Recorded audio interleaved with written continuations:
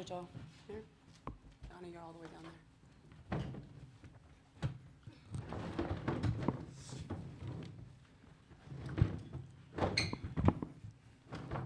Okay, welcome to the press conference for the Vanderbilt Commodores. We're joined by head coach Shay Ralph and student athletes Jordan Cambridge and Ayanna Moore.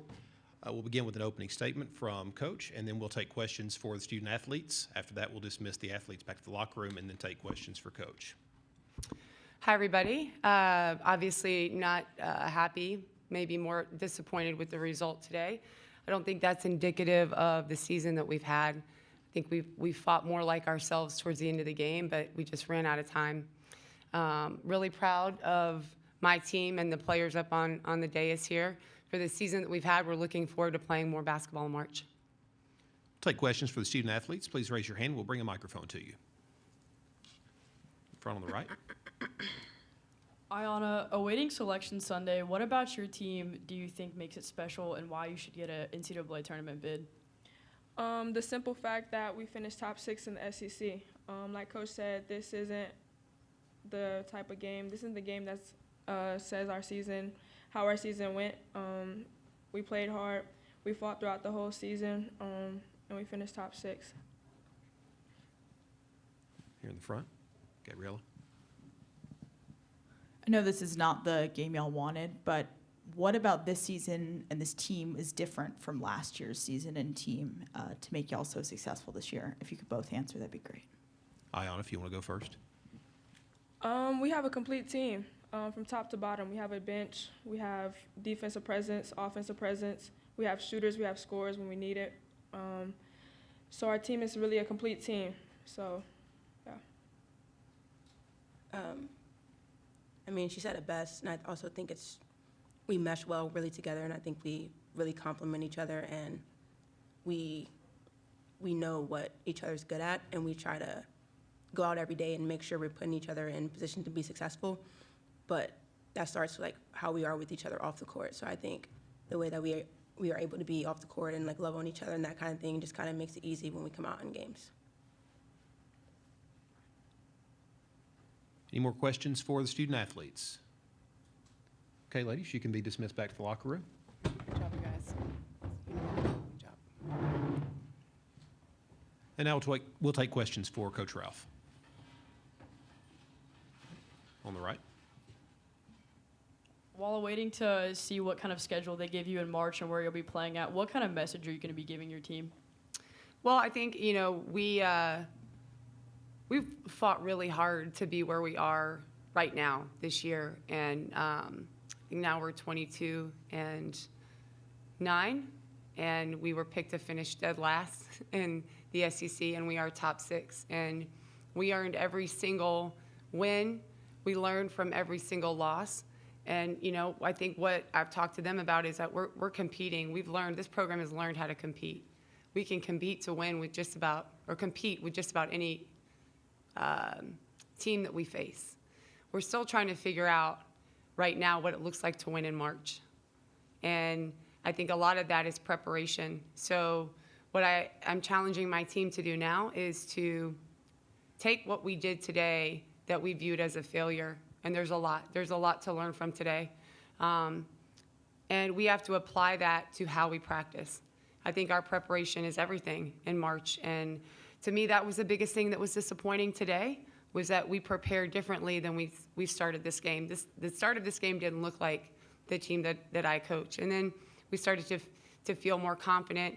We calmed down a little bit. We played a little bit with a little bit more poise, but I think we had 14 turnovers in the first half. We missed a ton of layups. We missed 7 free throws. And we looked at times, not defeated, but we looked a little bit tired. I think the way they played defense even though we knew it, I think in the beginning of the game they did a really good job putting pressure on us and speeding us up a little bit, and it took us way too long to rebound from that. So we have to take that, because a loss is what it is. That's not going away. We're leaving here with a loss. We're not competing tomorrow, but we are going to be competing the rest of March. And so we now have some time to look at, hey, where did we go wrong in that game? Where do we need to get better as a group and individually, so that when we do have Selection Sunday and we know who we're playing, that we're a much, much better team. I think that's what today is going to give us. Gabriella? I just asked your players this, but Yeah. you know, like you've talked about, you were bottom 4 in the SEC last year, and now you're top 6. What has changed? They did a good job, actually. I think the number one thing that's changed is we have players on our team that have invested in our culture and building a foundation to be a championship team, right? So we have that, and that's taken some time to build. That's not an easy thing to do. When we came here a couple years ago, that the team that we took over didn't know or understand what it looked like to feel like to win, to just win off the court, to win at practice, to win in the community. They needed to be healed. There was a lot. I mean, there was COVID. There was a lot that happened, right, for a lot of teams. And as we moved through establishing our standards and expectations, we were able to meet some kids where they were and bring them along with us. We were able to find some new homes for other players that didn't really want what we had to offer.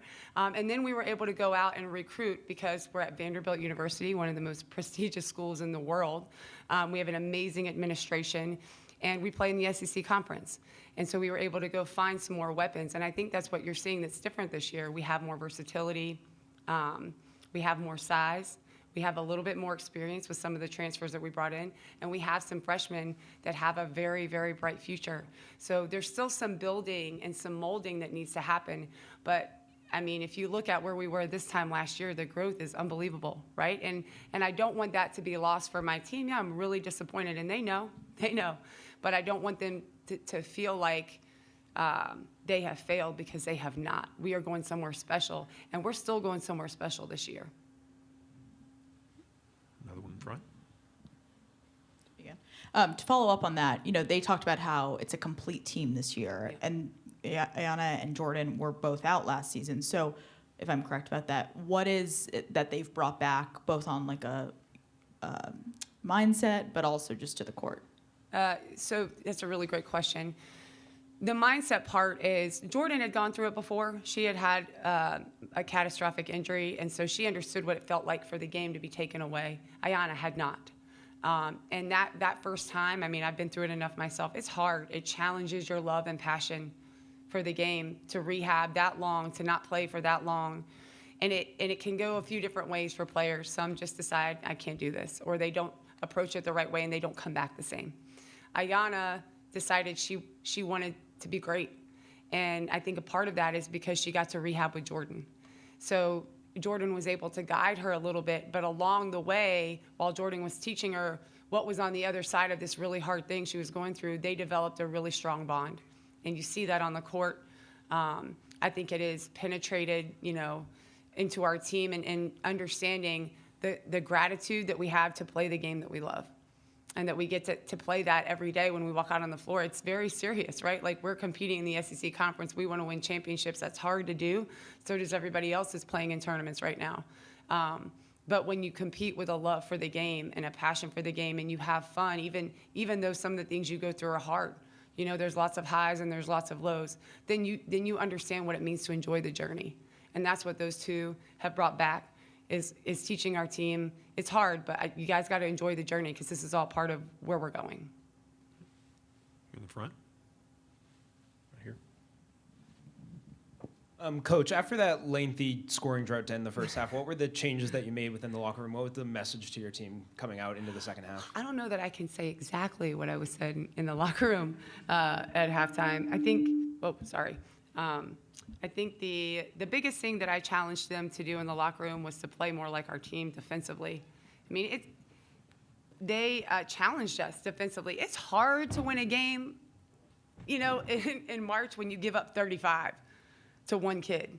So we needed to lock up defensively. And offensively, I thought we needed to share the ball a little bit more, calm down, play with more poise, not panic when we saw a couple hands in the passing lanes, and just get into our offense. But a lot of what we do offensively is generated by our defense, and I think you saw that in the second half. We get some rebounds, we can get out in transition. If they score on us, we have to set up against our press, right? Or if we get some steals, we get out in transition, we get a bucket and a foul. And if we can kind of open up the game like that, then that's more like Vanderbilt basketball. So that was kind of the message, was more challenging them with intangibles. This isn't who we are.